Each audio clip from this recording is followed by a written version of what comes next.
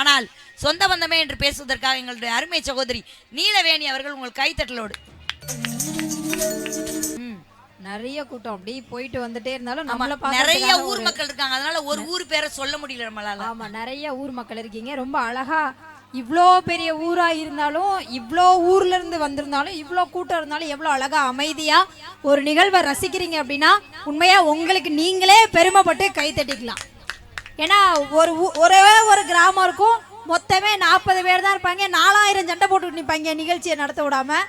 ஆனா நீங்க இவ்வளோ பேர் கிட்டத்தட்ட இங்க லட்சக்கணக்கில் மக்கள் திரண்டு இருக்காங்க.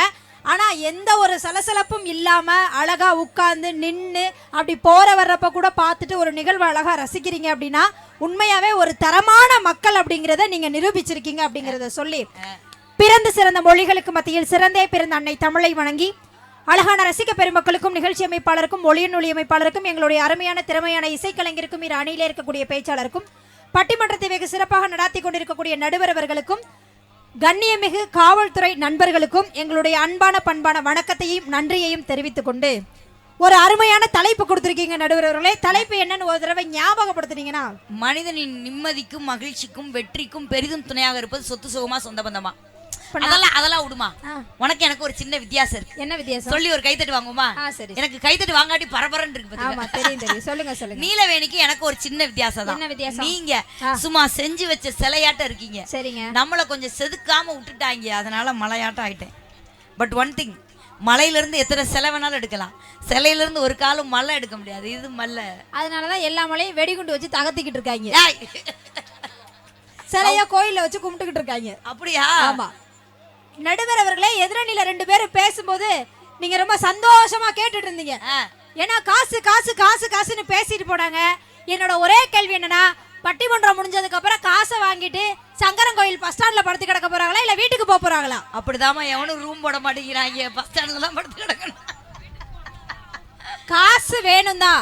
காசு எதுக்காக சம்பாதிக்கிறோம்? நமக்கானவர்களுக்காக, நம்ம குடும்பத்துக்காக தான் காசை சம்பாதிக்கிறோமே தவிர காசை சம்பாதிச்சு தலைமாட்டில வச்சு படுத்து கிடக்க போறீங்களா? ஒரு காசை நீங்க சம்பாதிக்கிறீங்க, ஒரு மாச சம்பளம் நீங்க எடுக்கிறீங்கன்னா உங்க வீட்டுக்கு தேவையான பொருளை வாங்கும் போதோ, உங்க குடும்பத்துக்கு, பிள்ளைக்கு, மனைவிக்கு, அம்மா அப்பாக்குன்னு அந்த பணத்தை செலவு பண்ணும் போதோ தான் அதுக்கான அர்த்தமே கிடைக்குதே தவிர பணத்தை வாங்கிட்டு போய் பீரோல வச்சு திறந்து பார்த்துக்கிட்டு இருந்தா சந்தோஷமா இருக்குமாங்க? இன்னொரு கேள்வி கேட்கிறேன் நடுவர்களே. எல்லாரும் நீங்க முக்கியமா அவங்க பேசும்போது நிறைய விஷயங்கள் சொல்லிட்டு போயிருக்காங்க எதிரணியில 2 பேருமே. அதுல நீங்க சொன்ன விஷயம் என்ன அப்படின்னா, அது என்னது, சிகிச்சை பலனின்றி இறந்தவர்களை விட சிகிச்சைக்கு பணமின்றி இறந்தவர்கள் தான் அதிகம்னு சொன்னீங்க. உண்மையாவே எதிரணியா இருந்தா கூட இந்த கருத்தை நான் ஏத்துக்கிறேன். இன்னைக்கு இருக்கக்கூடிய காலகட்டத்துல சிகிச்சை பலன் இல்லாம சாகுறவனை விட சிகிச்சைக்கு பணம் இல்லாம சாகுறவன் தான் அதிகம். ஆனா காசு இல்லைன்னா கூட எங்க அப்பாவையோ எங்க அம்மாவையோ என் புருஷனையோ என் பிள்ளையோ காப்பாத்துன்னு ஜிஹெச்ல கொண்டு போய் பெட்ல ஐசியூல போட்டு வச்சுட்டு வெளியில வந்து ஆத்தா மாரியாத்தா என் பிள்ளைய காப்பாத்து, ஆத்தா எங்க அப்பாவை காப்பாத்துன்னு வெளியில கொசுக்கடியில படுத்துட்டு உறவுகளை ஆஸ்பத்திரியில சேர்க்கக்கூடிய உறவுகள் இன்னைக்கு இருக்கிறதுனால தாங்க சொந்த பந்தம் முக்கியம் நாங்க பேச வந்திருக்கோம். அந்த மாதிரி சொந்த பந்தம் எல்லாம் உங்க வீட்டுல இல்லங்கிறதுக்காக எங்க வீட்டுல இல்லன்னு பேசாதீங்க. ஓ, உங்க வீட்டுல நல்ல சொந்த பந்தம் இருக்கு. ஏன் இவனா எங்க ஊருக்கு வாங்க, எங்க ஊர்ல உங்க எல்லாரையும் வச்சு வளர்த்துக்கிறேன். எல்லாரும் ஜிஹெச்ல வச்சிருக்கீங்க. ஜிஹெச்ல நான் எங்க வைக்க போறேன், எங்க வீட்டுல பத்திரமா கொண்டு போய் வச்சுக்கிறேன். என்னமோ உறவுகளால ஒண்ணுமே இல்லைன்ற மாதிரி அக்கா மறுபடியும் சொல்லிட்டு போனாங்க. இன்னைக்கு சரஸ்வதியா இருந்தா கூட பிள்ளைக்கு ஃபீஸ் கட்டுறதுக்காக வீணைய கூட வித்துருவா அப்படின்னு. ஆமா, சரஸ்வதியா இருந்தாலும் கூட தன் பிள்ளைக்கு கல்வி கொடுக்கணும்னா தன் அடையாளமான வீணைய கூட அவ வித்துருவா. அதே போலதான் இங்க இருக்கக்கூடிய பெற்றவர்களும் தன் பிள்ளைக்கு ஒரு தரமான கல்வி கிடைக்கணும்னா சொத்து பத்த கூட வித்து பிள்ளைகளை படிக்க வைக்கக்கூடிய பெற்றோர்கள் இருக்காங்களா இல்லையா நடுவர்களே? ஏன் அதெல்லாம் உங்களுக்கு தெரியல? இப்ப பிள்ளை பிறக்குதுன்னு வச்சுக்கோங்களேன், பிள்ளை பிறந்ததுக்கு அப்புறம் பிள்ளைக்கு என்ன பேர் வைக்கிறீங்க? ஏன் 5 ரூபா துட்டு, ஏன் 500 ரூபா நோட்டை நான் பேர் வைக்கிறீங்க? பிள்ளைக்கு என்ன பேர் வைக்கிறீங்க? ஆத்தா இது நீ போட்ட பிச்சை, உன் பேரை வைக்கிறேன் மாரியாத்தான்னு குலதெய்வத்தோட பேரையோ இல்ல தவறி போன தன்னுடைய முன்னோர்கள் தாத்தா பாட்டியோட பேரையோ வைக்கிறீங்களே தவிர இது பாட்டி பேருன்னு வைப்பாங்க, அப்படி பேர் வைக்கிறீங்களா? 500 ரூபா நோட்டு 5 ரூபா துட்டேன்னு பேர் வைக்கிறீங்களாங்க? அத கூட விடுங்க நடுவர்களே. இவங்க பணம் இருந்தா போதுன்னு பேசிட்டு போனாங்கல்ல, பணம் இருந்தா போதும்னு நீங்க பேசிட்டு போறதெல்லாம் நான் ஒத்துக்கிறேன், இல்லன்னு சொல்லல. ஆனா இன்னைக்கு கோயில்ல பாதி பேரோட வேண்டுதல் என்னவா தெரியுமா இருக்கும்? எனக்கு ஒரு பிள்ளைய கொடு, கல்யாணம் பண்ணி இத்தனை வருஷம் ஆச்சு, எனக்கு ஒரு பிள்ளைய கொடுன்னு கோயில்ல வேண்டிக்குவாங்க. காசு லட்சமா செலவு பண்ணி இன்னைக்கும் டெஸ்ட் டியூப் பேபி மூலமாவது நம்ம ஒரு குழந்தைய பெத்தறணும்னு ஆஸ்பத்திரி வாசல்ல அத்தனை பேர் போய் கூட்டமா நிக்கிறாங்களே, அதுக்கு காரணம் என்னங்க? உறவுகள் வேணும், தன்னுடைய தலைமுறைகள் வளரணும், சொந்த பந்தம் தான் முக்கியம்னு நினைக்கிறதுனால தானே நடுவர்களே. இப்ப என்னெல்லாம் பாத்தீங்கன்னு வைங்களேன், எனக்கு கல்யாணம் ஆகி ஒரு வீட்டுக்காரு ஒரு பொம்பளை பிள்ளை, எல்லாருக்கும் ஒரு புருஷன் தான் இருக்கும். அதெல்லாம் எனக்கு தெரியாது, எனக்கு ஒரு என் குடும்பத்தை பத்தி தான் எனக்கு தெரியும். எனக்கு ஒரு வீட்டுக்காரர் இருக்காரு, ஒரு குட்டி பொம்பளை பிள்ளை ஒண்ணு இருக்கு நடுவர்களே. 5 வருஷம் தவம் இருந்து பெத்த பொம்பளை பிள்ளை. கல்யாணம் கோயிலா ஏறி இறங்கி ஒரு நல்ல கல்யாணமும் நடந்துச்சு. இன்னைக்கு இங்க நான் வந்திருந்தாலும் கூட, பணம் சம்பாதிக்க வந்திருந்தாலுமே கூட, காலையில மத்தியானம் நைட்டுன்னு என் வீட்டுக்காருக்காக கஷ்டப்பட்டு சமைச்சு வச்சுட்டு தாங்க பஸ் கூட ஏறினேன். அப்படியா? பட்டிமன்றம் வர்றது கூட 3 நேரத்துக்கு சமைச்சா அது பழைய சோறா போயிடாதாமா? அதுதான் டெக்னிக்கே. சமைச்சு இது காலையில, இது மதியம், இது நைட்டுக்குன்னு ஸ்டிக்கர் ஒட்டி ஹாட் பாக்ஸ்ல வச்சுட்டு வந்திருக்கேன். நைட்டுக்கு டிஃபன் என்ன செஞ்சே தெரியுமாக்கா? கஷ்டப்பட்டு சப்பாத்தி சுட்டு ரசம் வச்சுட்டு தாங்க இங்க நான் வந்தேன். ஏமா சப்பாத்திக்கு போய் சப்பாத்திக்கு ரசம்? உங்க வீட்டுல சப்பாத்திக்கு என்ன வைப்பீங்க? குருமா வைக்கணும். தயவு செஞ்சு அக்கா நான் ஒரே ஒரு டிப்ஸ் சொல்றேன், சப்பாத்திக்கு குருமா வைக்காதீங்க. தேங்காய் சல்லிசா கிடைக்குதுன்னு தேங்காயை அரைச்சு ஊத்தாதீங்க. தேங்காய் நிறைய சாப்பிட்டா கொலஸ்ட்ரால் அதிகமா போயிட்டா லப்பு டப்புன்னு துடிக்கிற நம்ம வீட்டுக்காரோட இதே டப்புன்னு நின்னு போயிடும். நம்ம வீட்டுக்காரோட இதேமா? அதாவது உங்க வீட்டுக்காரோட இதே. அதனால யாரும் குருமா வைக்காதீங்க. ரசம் வைப்பதனால் 3 பலன் இருக்கு, நான் சொல்றேன், நோட் பண்ணிக்கங்க. பலன் நம்பர் 1, சப்பாத்திக்கு நீங்க ரசம் வச்சீங்கன்னா வீட்டுக்கார லேட்டா வந்து சப்பாத்தி சாப்பிடல, சப்பாத்தி ஹார்ட் ஆயிடுச்சுன்னா ரசத்துல பிச்சு ஊற வச்சு சாப்பிட்டுக்கலாம், தொண்டையில சிக்கிக்காது. 1. பலன் நம்பர் 2, நம்ம செஞ்ச சப்பாத்தி டேஸ்டா இருக்கேன்னு 2-3 வீட்டுக்கார எக்ஸ்ட்ரா சாப்பிட்டு செரிமான பிரச்சனை வந்துருச்சுன்னா டம்ளர்ல ரசத்தை ஊத்தி குடிச்சுக்கலாம், செரிமான பிரச்சனை இருக்காது. இஞ்சி பூண்டெல்லாம் சேர்க்கிறோம்ல ரசத்துல, அதனால செரிச்சிரும். ஓ, ரசத்துல இஞ்சி பூண்டெல்லாம் போடுவாங்களா? அதான ரசம். சரி, ஓகே. 3வது பலன் தான் முக்கியமான பலன், பெண்களுக்கான பலன். இது பெண்களுக்கான பலன். ரசம் மிச்சம் ஆயிடுச்சுன்னா அதே ரசத்தை காலையில இட்லிக்கு தொட்டுக்க சொல்லிடலாம், நமக்கு சட்னி வைக்கிற வேலை இருக்காது. ரசம் வைக்கிறதுனால இட்லிக்கு தொட்டுக்கிறதுக்கு ரசமா? ஆமா. ஏன் புருஷன் சீக்கிரம் போயிடுவாருமா? எங்க போயிடுவாரு? அப்படி சொல்லாதீங்க. டாப்ல போயிடுவாரு. அப்படி சொல்லாதீங்க, அவர் இப்பவே டாப்ல தான் இருக்காரு.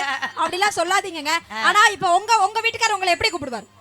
எங்க வீட்டுக்காரா என்னெல்லாம் கூப்பிடவே மாட்டாரு. ஏன் அப்படின்னு ஏங்க?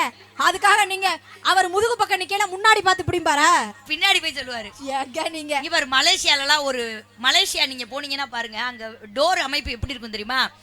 நீ போயிருக்கல நிலவேணி மலேசியால? நான் எங்க ஊருக்கு அப்படி கார் போகும்போது காரோடைய ரிமோட்டும் காருக்கும் கேட்டுக்கும் கனெக்ஷன் இருக்கும். கார் போன உடனே அப்படியே கேட் ஆட்டோமேட்டிக்கா திறக்கும். சென்சார்ல. அங்க மலேசியா போன, ஆமா சென்சார் வச்சிருப்பாங்க. நான் மலேசியா போயிருந்தப்ப அந்த ஆர்கனைசர் சொன்னாரு, எங்க இந்தியாவில் இருக்கீங்க, தமிழ்நாட்டில் இருக்கீங்க, எங்கேயாவது இப்படி அமைப்பு இருக்கா? கார் வந்தோடனே டோர் திறக்குது, கார் வந்தோடனே டோர் திறக்குதுன்னு. நான் சொன்னேன், இதனையா பெரிய அதிசயம்?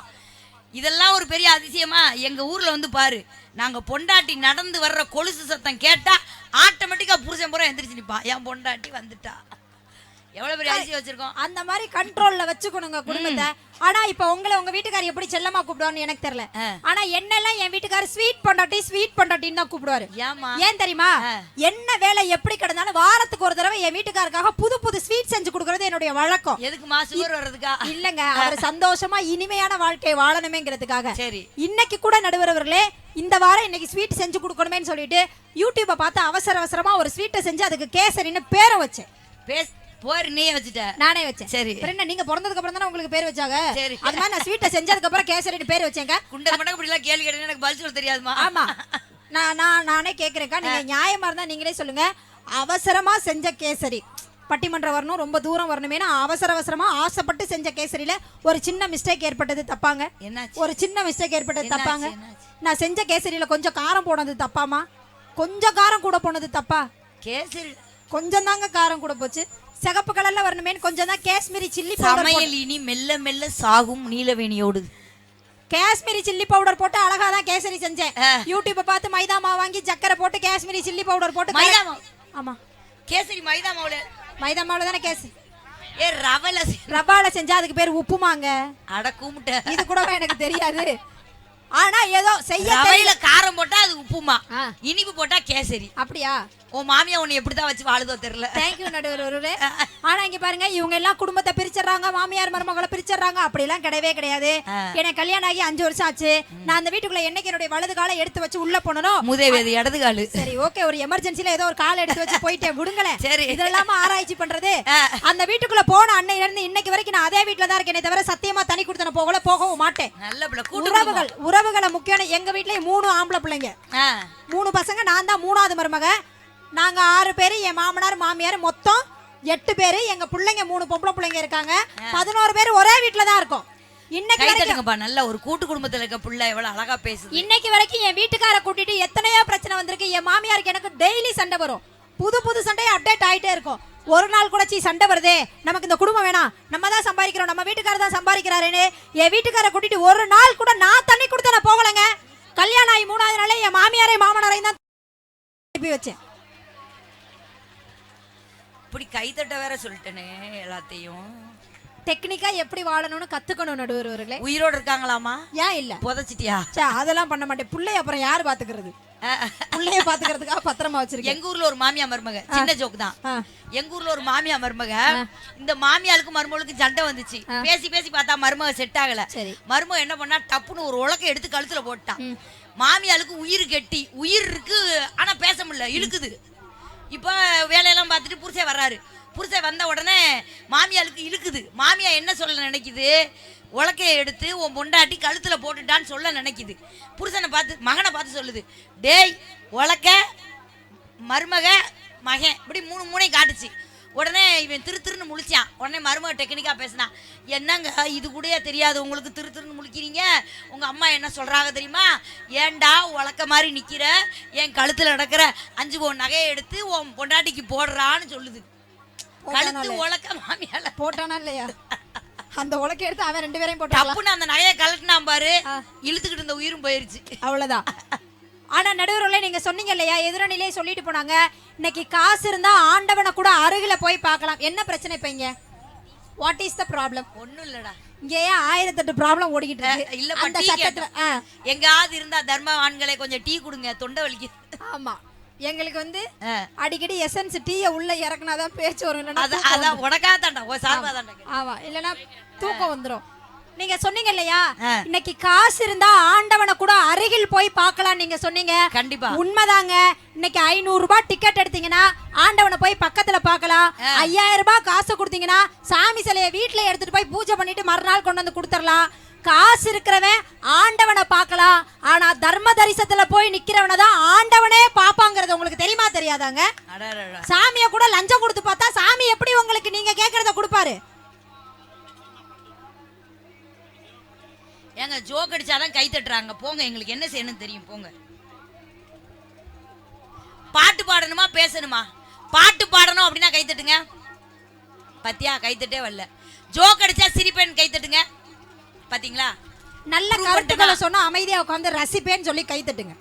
ஆமா, அப்படி கை தட்டுங்க. நல்லா ரசிக்கிறாங்க, அதனாலதான் பேசிக்கிட்டு இருக்கோம். எதிரணியில உள்ளவங்க ஒரு பாட்டு என்ன பாடிட்டு போனாங்க, பணம் என்னடா பணம் பணம் குணம் தானடா நிரந்தரம்னு நாங்க சொல்றோம். ஆனா அவங்க என்ன தெரியுமா சொன்னாங்க, பணம் பந்தியிலே குணம் குப்பையிலே அப்படின்னு சொல்றாங்க. ஒரு விஷயம் நல்லா தெரிஞ்சுக்கங்க, காசு இருக்கிறவன் ஊர்ல பல பேரை மதிக்காதவனா தான் இருப்பான். சரி, ஒருவேளை திடீர்னு ஒருத்தனுக்கு காசு நிறைய வந்துருச்சுன்னு வைங்களேன், எங்க போய் கொள்ளையடிச்சான் எவன் குடிய கெடுத்தானே தெரியலடா, திடீர் பணக்காரன் ஆயிட்டான்னு சொல்லுவாங்க. ஆனா ஒருத்தனுக்கு சொந்த பந்தம் நிறைய இருந்துச்சுன்னு வச்சுக்கோங்களேன், அவன மாதிரி இந்த ஊர்ல விட்டு கொடுத்து போறவன் நல்லவன் எவனும் கிடையாதுடான்னு சொல்லுவாங்க. நல்லவன் எவனும் அவன் பக்கம் தாங்க சொந்த பந்தம் நிறைய வந்து நிற்கும். அது ஏன் உங்களுக்கு புரிய மாட்டேங்குதுன்னு தெரியல நடுவர்களே. இப்போ ஒண்ணும் இல்லை, நான் ஒரு கேள்வி கேட்கிறேன். இப்ப வீடு கட்டுறாங்கல்ல, இப்ப வீடு கட்டுறதுதான் மிகப்பெரிய கௌரவம்னு நம்ம ஊருக்குள்ள எல்லாரும் நினைக்க ஆரம்பிச்சிட்டோம். ஒண்ணு வேலைக்கு போகணும், இன்னொன்னு வீட்டை கட்டணும், அப்புறம் காரை வாங்கணும், அப்புறம் கல்யாணம் பண்ணணும், அப்புறம் பிள்ளைய பெத்துக்கணும், அப்புறம் அதை படிக்க வைக்கணும், அப்புறம் லோன் கட்டணும்னு இப்படி வாழ்க்கை ஓடிட்டு இருக்குது. ஓகே, இப்ப வீடு கட்டுறாங்கன்னு வச்சுக்கோங்களேன். வீடு கட்டும் போது மேஸ்திரி நம்மளையே கேட்காம பொருள்கள்லாம் வாங்கிட்டு வந்து, சில வேலைகள்லாம் நம்ம காசை கொடுத்துறோம், பொருள்கள்லாம் வாங்கிட்டு வந்து வேலையை ஆரம்பிச்சிருவாங்க. அந்த வீடு கட்டும் போதே வீட்டுல தொட்டில் கம்பின்னு ஒண்ணு வைப்பாங்க. அந்த எஸ்கோக்கி ஒண்ணு போடுவாங்க தெரியுமா? தொட்டில் கம்பி ஏன் வைக்கிறாங்க? ஏன் வைக்கிறாங்க? வருங்காலத்துல அந்த வீட்டுல ஒரு குழந்தை வரும்னு ஒரு நம்பிக்கையில தான் வைக்கிறாங்க. நல்லா தெரிஞ்சுக்கோங்க. அந்த வீட்டுல அதுக்கும் வைப்பாங்க. முடியலனா நான் முடிச்சதுக்கு அப்புறம் நீங்க சொல்லுங்க. சரி சொல்லு. நான் முடிச்சதுக்கு அப்புறம் சொல்லுங்க. நீங்க என்ன சொல்ல வரீங்கன்னு எனக்கு நல்லாவே விளங்கிருச்சு. சரி, நம்மள கேட்காமலே பணத்தை மட்டும் கொடுத்தா வீடை மட்டும் கட்டி கொடுக்கக்கூடிய ஒரு வேலையாள், ஒரு மேஸ்திரி, யாரோ ஒருத்தர் இந்த வீட்டுல இன்னைக்கு இருக்கக்கூடிய தலைமுறைக்கு திருமணம் நடக்கும். அந்த திருமணம் முடிஞ்சதுக்கு அப்புறம் அந்த வீட்டுல ஒரு புது தலைமுறை உருவாக்கி ஒரு குழந்தை பிறக்கும். அந்த குழந்தை மறுபடியும் அடுத்த தலைமுறையை உருவாக்கும். இப்படி இந்த வீட்டுல சொந்த பந்தங்கள் நிறைந்து வாழுண்டான்ற ஒரு நம்பிக்கையில தான் யாரோ ஒருத்தன் கூட வீட்டை கட்டும் போது உன் வீட்டுல ஒரு எஸ்கோக்கி வச்சுட்டு போறான் அப்படின்னா காசு வந்து எல்லாத்தையும் பண்ணுவாங்க உங்களுக்கு. நீங்க இப்ப சொல்ல வந்தது என்ன? எதுவுமே பண்ண முடியல, அந்த கொக்கியில கடன் கட்ட முடியலன்னு தொங்கிடுவாங்க. இதானே? ஆமா. அபசகனமா யோசிக்காதீங்க. ஏதோ யோசிச்சேம்மா நீ வேற. ஆனா அதான் நல்ல கவுண்டரு. இருந்தாலும் அதெல்லாம் அந்த மாதிரி எல்லாம் யோசிக்காதீங்க. ஒருவேளை கஷ்டம்னு வந்துட்டு ஏன் அப்படி யோசிக்கிறேன் தெரியுமா? ஒருத்தனுக்கு 50,000 ரூபாய் கடன் கொடுத்தேங்க, பிள்ளை படிக்குதுன்னு கேட்டான். 50,000 ரூபாய் கொடுத்தேன், வட்டிக்கா கொடுத்தேன், சும்மா தான் கொடுத்தேன், ஹெல்ப் காண்டி. ஒரே வாரத்துல திருப்பி தரேன்னா ஒரு வாரம் ஆச்சு தரல, ஒரு மாசம் ஆச்சு தரல, ஒரு வருஷம் ஆச்சு தரல. கோவப்பட்டு நேரம் வீட்டுக்கே போயிட்டேன். உனக்கெல்லாம் மானம் ரோசம் வெக்கம் சூடு சொரணம் இருந்தா நான் கொடுத்த 50,000 கொடுறான்னு. அவன் சொல்றான் எல்லாருக்கும் 50,000 இல்லை போன்ட்டான். ரொம்ப போய் டார்ச்சர் பண்ணி பணத்தை கொடுக்குடான்னு வாசல்ல போய் நிக்கிறேன். அவன் சொல்றான் இங்க பாரு, ரொம்ப டார்ச்சர் பண்ணேனா உன் பேரை எழுதி வச்சுட்டு மண்ணெண்ணெய் ஊத்திட்டு செத்துருவேன், இவளாலதான் செத்தேன்னு உன்னை போலீஸ் பிடிச்சிட்டு போயிருங்கிறான். அததான் என்கிட்டயும் ஒருத்தன் சொல்லிக்கிட்டு இருக்கான். அப்ப பணம் எவ்வளவு வாங்கையில அவங்க கெஞ்சுறாங்க, திரும்ப வாங்கையில நம்ம கெஞ்ச வேண்டியதா இருக்கு. கடங்கார பையன் யார சொல்றான்? கொடுத்தவன சொல்றான். என்ன பண்றது? வாங்கினவன் இல்ல. கடங்காரங்க தொல்லை தாங்க முடியலன்னு சொல்றாங்க, நம்ம கிட்டயே சொல்றாங்க. அப்ப நம்மளே சேர்த்துதான் சொல்றாங்கன்னு அர்த்தம். பரவாயில்ல நடுவர்களே, ஒரு பக்கம் அப்படி இருந்துட்டு போகுது. இன்னைக்கு அக்கா சொன்னாங்க இல்லையா, தாலிய வித்ததுக்கு அப்புறம் தான் ஒரு புத்தகத்தையே வெளியிட முடிஞ்சிச்சுன்னு. உண்மைதான். எல்லா பெண்களும் கோயில்ல போய் அம்மன்ட்ட என்ன திரும்ப வேண்டுவாங்க? என் தாலியை காப்பாத்து, என் வீட்டுக்காருக்கு நிறைய ஆயுச கொடு, என் தாலியை காப்பாத்து, என் வீட்டுக்காருக்கு நிறைய ஆயுச கொடுன்னு சொல்லுவாங்க. ஒருவேளை தன்னுடைய வீட்டுக்காருக்கு உடல்நிலை சரியில்லாம மருத்துவத்துக்கு பணம் தேவைப்பட்டா தாலியை காப்பாத்துன்னு வேண்டிக்கிற பெண்கள் தாலியை கூட அடமானம் வச்சு காசை கொண்டு வந்து வீட்டுக்கார காப்பாத்துவாங்களே தவிர எனக்கு தங்கம் போட்டிருக்கதா ரொம்ப முக்கியமான கழுத்துல செயினை மாட்டிட்டு தெரிய மாட்டாங்க. நீ புருஷனை திட்ட மாட்ட? நான் புருஷன்லாம் திட்ட மாட்டேன். திட்ட மாட்டியா? நான் ஏன் திட்டுறேன்? திட்ட மாட்டேன். உனக்கும் உன் புருஷனுக்கு சண்டை வராதா? இங்க பாருங்க, நான் ரொம்ப பயந்த பொண்ணு. மேடையில் இப்படி பேசுறேங்கிறதுக்காக அடாவடியான பொண்ணுலாம் நினைக்காதீங்க. முக்கியமா என் மாமியாருக்கு ரொம்ப பயப்படுவேன். என் மாமியாருக்கு பிடிக்காத எந்த விஷயத்தையுமே நான் செய்யவே மாட்டேன். ஏன் தெரியுமா? இப்ப உங்க வீட்டுக்காரெல்லாம் நீங்க திட்டுவீங்கல்ல? ஆமா. இப்ப மேடையில இத்தனை பேர் எல்லாரும் உங்க வீட்டுக்கார திட்டினீங்கல்ல, 5 வருஷத்துல சத்தியமா சொல்றேன்க்கா, ஒரு தடவை கூட என் வீட்டுக்கார திட்டினதுல என் மாமியாருக்கு பிடிக்காதுன்னு ஒரு தடவை கூட என் வீட்டுக்கார திட்டினதே கிடையாது. அடிக்கிறதோட சரி. அடி பாவி. ஆனா என் வீட்டுக்காருக்கு என் மேல ரொம்ப பாசம்க்கா. இப்ப ஒரு 2 வருஷத்துக்கு முன்னாடி என்ன எல்லா பக்கமும் சத்தம் ரொம்ப ஓவர் ஆகிட்டே இருக்குது. வேற வழி இல்ல, பேச்சே விட முடியல. பூஜை நேரம் ஆக போகுது. ஆமா, ஓகே. திருவிழாவுக்காக தான் பட்டிமன்றமே தவிர பட்டிமன்றத்துக்காக திருவிழா இல்ல. அதனால திருவிழா நல்லபடியா நடக்கட்டும். நாங்க எங்களால பேச முடிஞ்சதை பேசுறோம், நீங்க கேட்க முடிஞ்சதை கேளுங்க. கோவில் செட்டிங்ஸ் பாத்தியாடா? ஆமா. எப்பவுமே கருப்பசாமி சாமி அம்மன்லாம் இருக்கும். ஆமா. ஆனா உண்மையிலேயே தலைவர்களை மேலே வைத்து ஒரு திருவிழா நடக்குதுன்னா அது கண்டிப்பா நம்மளுடைய சங்கரன் கோயில் தான். ஓகே நடுவர் அவர்களே, இப்ப என் வீட்டுக்காருக்கு என் மேல பாசம் ரொம்ப அதிகம். நான் எப்ப தெரியுமா தெரிஞ்சுக்கிட்டேன்? ஒரு 2 வருஷத்துக்கு முன்னாடி இங்க நிலா இருக்குதா பாருங்க. நிலாவா? 2 வருஷத்துக்கு முன்னாடி நிலாவா? இல்லங்க, இப்ப இங்க நிலா இருக்குதான்னு பாருங்க. மேல ஏதாவது இருக்கானே? மேல இருக்கா? ஏமா? இந்த நிலாவை ஆராய்ச்சி பண்றதுக்காக 2 வருஷத்துக்கு முன்னாடி சந்திராயன் ராக்கெட் அப்படின்னு ஒண்ணு அனுப்புனாங்க. சந்திராயன் 3. ஆமா, சந்திராயன் 3 நிலவோட தென் துருவத்தை ஆராய்ச்சி பண்றதுக்காக முதலா இந்தியா மட்டும் தான் அனுப்புனுச்சு. பல தேசங்கள் அதுல தோல்வியுற்ற பொழுதும் இந்தியா மட்டும் தான் அதுல ஜெயிச்சு வெற்றி கண்டுச்சு இல்லையா? 2 வருஷத்துக்கு முன்னாடி சந்திராயன் 3 நிலவுக்கு அனுப்புனாங்க பாருங்க. அந்த நியூஸை கேட்டு என் வீட்டுக்கார் வந்து, அம்மோ இன்னைக்கு நீ வீட்டை விட்டு வெளியில போக கூடாது, பட்டிமன்றம் போக கூடாது, வேலைக்கு போக கூடாது, கதவை திறந்து வெளியில வரக்கூடாதுன்ட்டாரு. நான் என் வீட்டுக்கார்ட்ட கேட்டேன், என்ன புதுசா இருக்கு இந்த கண்டிஷன்லாம், இதெல்லாம் நம்மள்ட்ட வச்சுக்க கூடாது, ஏன் கண்டிஷன் போடுறீங்க மாமான்னு கேட்டதுக்கு என்ன தெரியுமா சொன்னாரு?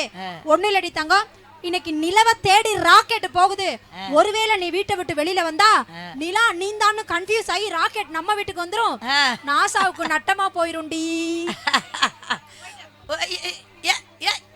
போறது சரி, ஏன் பேக்க தூக்கிட்டு போறீங்க? என்ன நீங்க பேசுறதெல்லாம் நாங்க கேட்டோம்ல, காசு வாங்குறீங்கல்ல, நாங்க பேசுறத நீங்களும் கேளுங்க. இதெல்லாம் பெரிய காமெடி இல்ல. நான் என் புருஷனும் பொன்னியின் செல்வன் படத்துக்கு போயிருந்தோம். சரி. அப்படி படம் பார்த்துட்டு வந்து எங்க அத்தா பைக்ல ஏறி உட்கார்ந்துட்டு எங்க அத்தான்ட்ட கேட்டேன், அத்தா குந்தவையும் அழகா இருக்கா, நந்தினியும் அழகா இருக்கா, 2 பேரும் மேக்கப்ல ரொம்ப அழகா இருக்கிறாங்க, திரிஷா ஐஸ்வர்யா ராய். நானும் மேக்கப் போடுறேன், பட்டிமன்றத்துக்காக டெய்லி மேக்கப் போடுறேனா, நானும் மேக்கப் போடுறேன், நான் குந்தவை மாதிரி இருக்கேனா இல்ல நந்தினி மாதிரி இருக்கேனான்னு கேட்டேன். எங்க அத்தா சொன்னாரு, நீ 2ம் கலந்த கலவிடினாரு. ஓ அம்புட்டு அழகா இருக்கேனான்னு கேட்டேன். இல்லடி குந்தாணி மாதிரி இருக்கேன்ட்டாரியா. ஆனா உண்மையவே மணிரத்னம் தானே அந்த படத்தை எடுத்தாரு. மணிரத்னத்தை ஒரு யதார்த்தமா ஒரு பிரஸ் மீட்ல நான் சந்திக்கிறதுக்கான வாய்ப்பு கிடைச்சது நடுவர்களே. சரி சரி. பிரஸ் மீட்ல இந்த படம் முடிஞ்சதுக்கு அப்புறம் இந்த படத்துக்கான பிரஸ் மீட்ல மணிரத்னம் சார் அவர்களை வந்து நான் சந்திக்கிறதுக்கான வாய்ப்பு கிடைச்சது. அப்ப அவர் என்ன தெரியுமா சொன்னாரு, இந்த படம் எடுக்கிறதுக்கு முன்னாடி நான் உன்னை பார்க்காம போயிட்டேமா, மேக்கப் இல்லாமலே குந்தவை மாதிரி நீ அழகா இருந்தது தெரியாம அடுத்து இப்ப நான் பேக தூக்கிட்டு போறேன், அந்த ரோலுக்கு நான் திரிசாவை செலக்ட் பண்ண வேண்டியதா போயிடுச்சுமா அப்படின்னு சொன்னாரு. திரிசா நீ நேர்ல பாத்திருக்கியா? அப்படியே மெழுகு டால் மாதிரி இருக்கும். ஆமா, திரிசா அது வாங்குற சம்பளம் ஒரு படத்துக்கு 5 கோடி வாங்குது, நாங்க 5000 ரூபாய் வாங்குறோம். சிவகார்த்திகேயனை நேரம் பாத்திருக்கியா? விமல நேரம் பாத்திருக்கியா? நான் பாத்திருக்கேன், விமல் கூட நடிச்சிருக்கேன். நீங்க இப்ப இதெல்லாம் விளம்பரப்படுத்தணும். விமல் அப்படியே ரோஸ் கலர்ல இருப்பாரு. ஆமா, உண்மையிலே சிவகார்த்திகேயனை சந்திச்சப்ப நான் கேட்டேன், உங்க ஃபேமிலி பத்தி சொல்லுங்கன்னு. அவர் சொன்னாரு, நான் எல்லாமே செய்யணும்னு நினைச்சேன், ஆனா அப்ப வறுமையா இருந்தேன். வறுமை முடிஞ்சு வசதி வந்த பிறகு என்னால எங்க அப்பாவுக்கு கொல்லி மட்டும்தான் வைக்க முடிஞ்சுன்னாரு. நிறைய செய்யணும்னு நினைச்சேன், ஆனா என்னால கொல்லி மட்டும் தான் வைக்க முடிஞ்சுனாரு. உண்மைதான் நடுவர்களே. இருக்கும்போது நம்ம சில நேரங்கள்ல உறவுகளை கொண்டாட மறந்துடுறோம். இந்த வயசு பசங்க எல்லாம் இங்க நிறைய பேர் இருக்காங்க தெரியுமா? ஒரு பருவம் வந்ததுக்கு அப்புறம், பையன் பெரிய ஆள் ஆனதுக்கு அப்புறம், அப்பாவுக்கு தோளுக்கு சமமா வளர்ந்ததுக்கு அப்புறம் அப்பாவோட பேச்ச எந்த பசங்களுமே கேட்க மாட்டாங்க. ஆனா அப்பாவுக்கு ஏதாவது ஒரு பிரச்சனைன்னு வந்துட்டா வேற யாரு என்ன சொன்னாலும் கேட்காம அடிதடியில கூட தைரியமா இறங்குவான். பாத்தீங்களா? அதுதான் இன்னைக்கு இருக்கக்கூடிய உறவுகள். நம்மள உறவுகள் கஷ்டப்படுத்ததான் செய்யும், ஆனா நமக்கு ஒரு கஷ்டம்னு வரும்போது நம்மள விட்டு கொடுக்காம நம்ம கூட வந்து நிக்கும். எனக்கு ரொம்ப பிடிச்ச திரைப்பட வரலாற்றுல எனக்கு ரொம்ப பிடிச்சமான ஒரு சீன் என்ன தெரியுமா? தங்க மீன்கள் அப்படின்ற ஒரு படம் இருக்கு. தங்க மீன்கள் படத்துல நம்ம எல்லாருக்குமே அந்த பாட்டு தெரியும், அந்த டயலாக் நமக்கு தெரியும். என்ன? மகள்களை பெற்ற அப்பாக்களுக்கு மட்டும்தான் தெரியும் முத்தம் காமத்தை சேர்ந்ததில்லை என்பது. அந்த பாட்டும் நமக்கு நல்லா தெரியும். ஆனா அந்த பாட்டு ஆரம்பிக்கிறதுக்கு முன்னாடி ஒரு சீன் வரும். அப்பாவும் பொண்ணும் பேசிப்பாங்க. என்ன பேசிப்பாங்க தெரியுமா? பொண்ணு அப்பா, நல்லா கேளுங்க, பொண்ணு அப்பாவை பார்த்து கேட்கும், அப்பா சாகுறதுனா என்னப்பா? அதுக்கு அப்பா சொல்லுவாரு, சாகுறதுனா இனிமே நம்ம இந்த பூமிக்கே வரமாட்டோம்டா, அதான்டா சாகுறது. பொண்ணு திரும்ப கேட்கும், அப்படியாப்பா? அப்ப அந்த மேல பறக்குது புறா, அதுப்பா அது செத்துருண்டா. சரிப்பா, அப்ப அந்த மரம்லாம் அதுவும் செத்துருண்டா. இங்க தூங்கிட்டு இருக்காரு துண்ணூர் தாத்தா, அவரும் செத்துருவாருடா. உடனே இந்த பொண்ணு அமைதியா இருந்துட்டு அப்பாவை பக்கத்துல கூப்பிடும், அப்பா வாயேன், வாப்பா பக்கத்துல வாப்பா அப்படின்னு சொல்லி அப்பாவோட காதுக்குள்ள என்ன தெரியுமா கேட்கும்? நீ மட்டும் சாக கூடாதுப்பா, ப்ராமிஸ் அப்படின்னு கேட்கும். இந்த உலகத்துல யாராலையாவது சாகாம இருக்க முடியுமாங்க? ஆனா தன்னுடைய அப்பா சாக கூடாதுன்னு ஒரு பிள்ளை சத்தியம் கேட்கிறா அப்படின்னா அப்படிப்பட்ட பிள்ளைகளை பெற்றுக்கொள்வது தானங்க நமக்கு வரமே. அந்த மாதிரி உறவுகள் நமக்கு வேணுமா இல்லையா? 1000 கோடியை இந்த பக்கம் வச்சு உங்க பிள்ளைங்களை கொடுங்கன்னு சொன்னா நீங்க 2 பேரும் கொடுப்பீங்களா? 1000 கோடியாமா? நீங்க கொடுத்துருவீங்கன்னு நினைக்கிறேன். நான் ஏற்கனவே கொடுத்துட்டேன். அது நீங்க கல்யாணம் பண்ணி கொடுத்துருக்கீங்க. உங்க பையனை இப்ப டாக்டருக்கு படிக்க வச்சிருக்கீங்களா? என் வீட்டுக்கு அனுப்பி விடுங்கன்னா அனுப்புவீங்களா? அனுப்ப மாட்டேன். அனுப்ப மாட்டீங்கல்ல? அவன் தான் சம்பாரிச்சு என்னைய காப்பாத்தணும். அவனை நீ கூட்டிட்டு போயிட்டு நான் என்ன செய்வேன்? தெரியுதுல்ல? நீங்க இன்வெஸ்ட்மெண்ட்டை போட்டு மறுபடியும் எடுக்கிறீங்க. இப்படி இருக்கிறதுனாலதான் பணம் முக்கியம் நீங்க நினைக்கிறீங்க. என்ன கஷ்டம் கொடுத்தாலும் பரவாயில்ல, அதை தாங்கிக்கிறதுக்காக இன்னைக்கு உறவுகள் நிறைய இருக்கு நடுவர்களே. அந்த உறவுகளை இழந்துடாதீங்க அப்படின்னு தான் நாங்க சொல்றோம். இவங்க சொந்த பந்தனாலே கெட்டவங்கன்னு பேசிட்டு போயிருக்காங்க. இன்னைக்கு உறவுகள் அப்படின்னாலே சொந்த பந்தங்கள் ரொம்ப மோசமானவங்களா இருக்காங்கன்னு சொல்லிட்டு போயிருக்காங்க. ஒரு வகையில அது உண்மையாகவே இருந்தாலும் அழகா ஒரு கவிஞன் தான் எழுதியிருந்தான். என்ன எழுதியிருந்தான் தெரியுமா? இந்த பூமி சரியா சுத்திட்டு இருக்கிறதுக்கு காரணம் என்னன்னு கேட்டா நீங்க என்ன சொல்லுவீங்க? இந்த பூமி சரியா சுத்துதுன்னா அது சயின்ஸ்மா, சயின்ஸ், விஞ்ஞானம். இப்போ ஒரு புவியீர்ப்பு விசை தான் காரணம் அப்படின்னு சொல்லுவோம். பக்தி நிறைந்த மனிதர்கள் என்ன சொல்லுவாங்கன்னா அந்த ஆண்டவன் புண்ணியத்துல தான் இந்த பூமியே சுத்திட்டு இருக்குன்னு சொல்லுவாங்க. ஆனா ஒரு புது கவிஞன் என்ன எழுதியிருந்தான் தெரியுமா? இந்த பூமி சரியா சுத்துறதுக்கான காரணம் என்ன தெரியுமா? மறைந்த தன் அண்ணனின் சின்ன மகனை சலூனுக்கு அழைத்து செல்லும் சித்தப்பனின் கைகளில் குடியிருக்கிறது இந்த பூமி அச்சு பிசகாமல் சுற்றும் ரகசியம்னு எழுதினான். என்ன அர்த்தம்? அண்ணன் செத்து போயிட்டான், ஆனா அண்ணனோட சின்ன மகனை முடி வெட்டுறதுக்காக சலூன் கடைக்கு கூட்டிட்டு போறான். பாத்தீங்களா? சித்தப்பன் எந்த விதமான எதிர்பார்ப்பும் இல்லாம அவன் என் பையன்டான்னு சொல்லி அவனை படிக்க வச்சு வளர்த்து கல்யாணம் பண்ணி வச்சு எதிர்காலத்துல அவன் நம்மளை கண்டுக்காம போனா கூட பரவாயில்ல, என்னுடைய கடமையை நான் முடிச்சேன்னு சொல்லக்கூடிய சித்தப்பா, பெரியப்பா, சின்னம்மா, பெரியம்மான்னு இப்படி எத்தனையோ உறவுகள் நம்ம வச்சிருக்கோம். அதெல்லாம் நீங்க ஏன் பார்க்க மாட்டேங்கிறீங்க அப்படிங்கறதா எங்களுடைய கேள்வி. காதல் அப்படிங்கிற விஷயம் எவ்வளவு அழகான விஷயம்.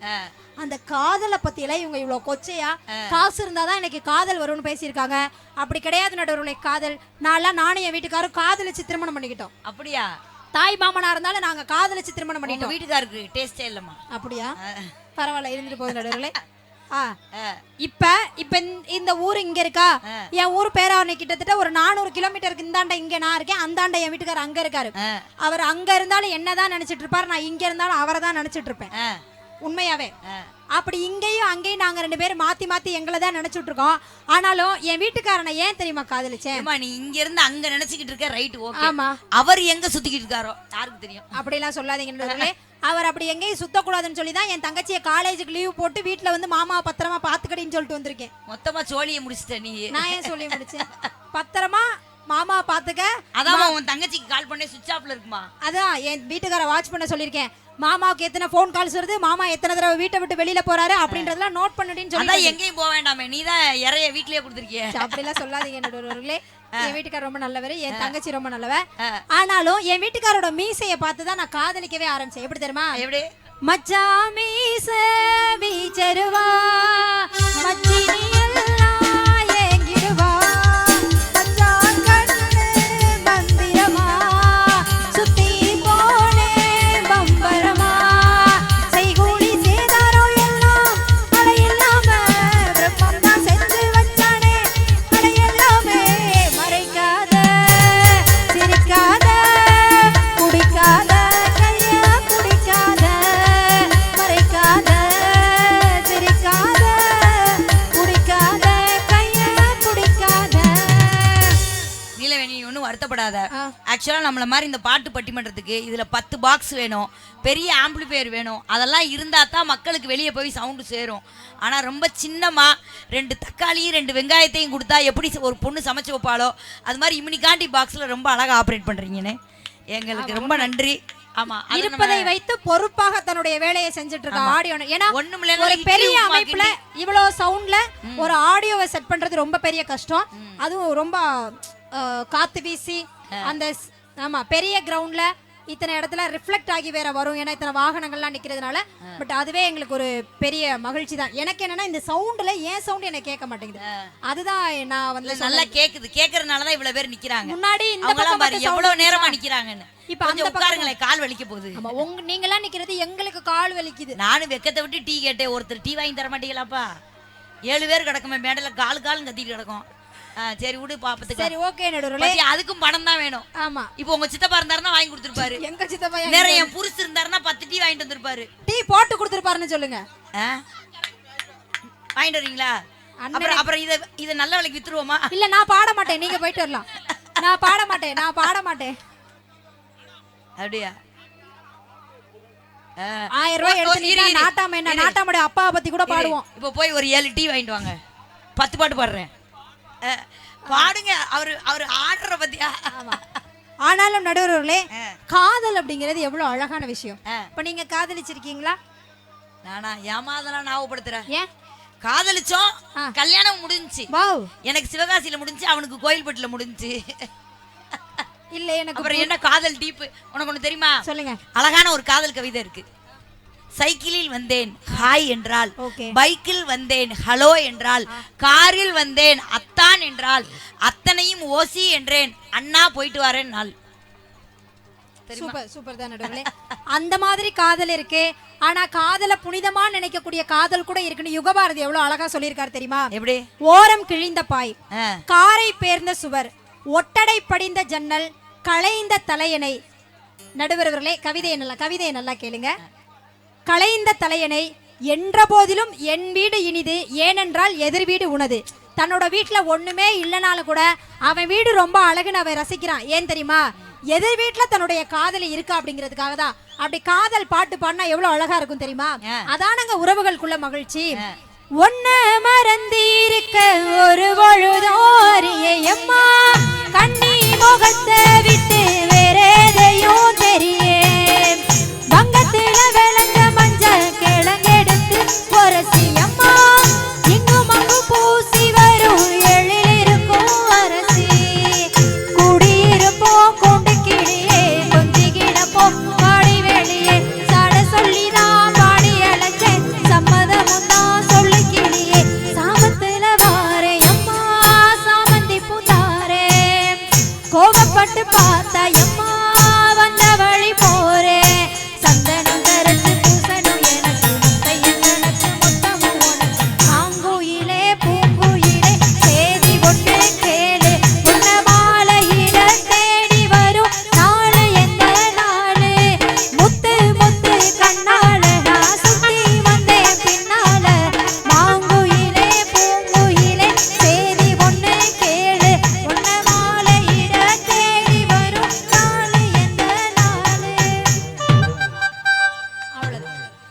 நடுவர் அவர்களே, ஆகவே எதிரணியில பணம் தான் ரொம்ப முக்கியம்னு பேசிட்டு போனாங்கல்ல, பணம் தான் முக்கியம் நானும் ரொம்ப ஒத்துக்கிறேன். நீங்க அவங்களுக்கே கூட தீர்ப்பு கொடுங்க, அதனால எனக்கு ஒரு பிரச்சனை கிடையாது. என்னமா உன் பக்கம் நீ வாதாட வேண்டாமா? இல்ல, பணம் தான் முக்கியம் நான் ஒத்துக்கிறேன். ஆனா எனக்கு இதுக்கு மட்டும் கேள்வி மட்டும் கேட்டு நேரம் காலம் கருதி நான் முடிக்கலான்னு இருக்கேன் நடுவர்களே. பணம் தான் முக்கியம், நீங்க தீர்ப்பு சொல்லிருங்க, எனக்கு அதனால எந்த பிரச்சனையும் இல்ல. ஆனா நான் கேட்கக்கூடிய கேள்விக்கு கணக்கு போட்டு நீங்க சரியா துல்லியமா ஒரு பதில மட்டும் சொல்லிட்டீங்கன்னா நீங்க முடிச்சுக்கலாம். ஓகேவா? இன்னைக்கு இந்த வேலை பாக்குறதுக்கு இவ்வளவுதான் சம்பளம்னு ஆசிரியர் வேலைக்கு அவங்க ஒரு சம்பளம் வாங்குறாங்க. இன்னைக்கு இந்த தபலா வாசிக்கிறதுக்காக இருக்கட்டும், இல்ல இப்படி எல்லாரும் பேசிட்டே இருந்தீங்கன்னா நான் எப்படி பேசுறது? யாரும் ஆர்கனைசர் கால் பண்றாருமா, முடிக்க சொல்றாங்க. வந்ததுல இருந்து அதேதான் நடந்துட்டு இருக்குது. ஓகே, ஒரு வேலை பாக்குறதுக்கு இவ்வளவுதான் சம்பளம் அப்படின்னு இன்னைக்கு எல்லா வேலைக்குமே நிர்ணயம் பண்ணிருக்கீங்கல்ல. நான் கேக்குறேன், வீட்டுல இருக்கக்கூடிய இந்த பெண்கள்லாம் தன்னுடைய வீட்டுல இருக்கவங்களுக்காக காலையில சமைச்சு, மத்தியானம் சமைச்சு, நைட்டு சமைச்சு, துணிமணியை துவச்சு, பிள்ளைய பார்த்து, பிள்ளைகளுக்கான தேவைகளை எல்லாம் செஞ்சு முடிச்சு, புருஷனுக்கான தேவைகளை எல்லாம் செஞ்சு முடிச்சு, வீட்டுல இருக்கிற மாமியார் மாமனரை பார்த்து, சொந்த பந்தத்துல ஒரு நல்லது கெட்டதுன்னு எல்லாத்துக்கும் போய் இப்படி எல்லா வேலைகளையும் நேரம் காலம் இல்லாம பாக்குறாங்க இல்லையா? எல்லாரும் எந்திரிக்கிறதுக்கு முன்னாடி எந்திரிச்சு, எல்லாரும் தூங்குனதுக்கு அப்புறமா தூங்கி, எல்லாருக்கான வேலைகளையும் சேவையா நினைச்சு செஞ்சுட்டு இருக்காங்கல்ல. இந்த பெண்மணிகளுக்கு, இந்த தாய்மார்களுக்கு, இந்த மனைவிமார்களுக்கு சம்பளம் கொடுக்கறதுக்கு இந்த உலகத்துல ஒரு பணக்காரன் இருக்கா அப்படின்னா நீங்க பணத்துக்கு தீர்ப்பு சொல்லுங்க. அம்பானி இல்லங்க, ஆண்டவனே நினைச்சாலும் பெண்கள் பார்க்கிற வேலைக்கு நீங்க ஊதியம் கொடுக்க முடியுமா?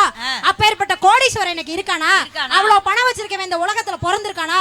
ஒருவேளை பெண்கள் பார்க்கக்கூடிய வேலைக்கும் அவர்கள் தாங்கிக் கொள்கிற பிரசவ வலிக்கும் உங்களால ஒரு கூலி கொடுக்க முடியும்னா அன்னைக்கு ஒத்துக்குறோம் நாங்க பணம் தான் முக்கியம்னு. ஒரே ஒரு விஷயம் மட்டும் யோசிங்க, பணம் சம்பாதிக்கிறதுக்காக உறவுகளை விட்டுட்டு நம்ம எல்லாரும் ஓடுறோம் தான். ஆனா அந்த பணத்தை திரும்ப உறவுகளின் செலவுகளுக்காக அனுப்பும் போதுதான் அதுல சந்தோஷம் எல்லாருக்கும் இருக்கும்.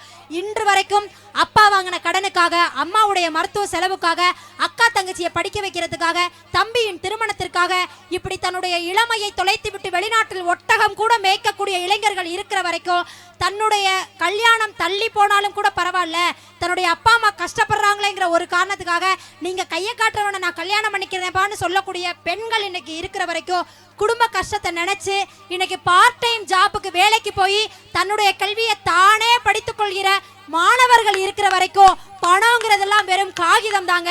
உறவுகள் மட்டும்தான் நம்ம உயிரோடு கலந்ததுன்ற காரணத்தினால என்றைக்கும் நம்மளுடைய மன மகிழ்ச்சிக்கு காரணமாக இருப்பது, நம்மளுடைய முன்னேற்றத்திற்கு உறுதுணையாக இருப்பது நம்மளுடைய உறவுகள். சொந்த பந்தம் சொந்த பந்தம் சொந்த பந்தமேன்னு சொல்லி வாய்ப்பளித்த உங்கள் அனைவருக்கும் நன்றி பாராட்டி விடைபெறுகிறேன். நன்றி, வணக்கம்.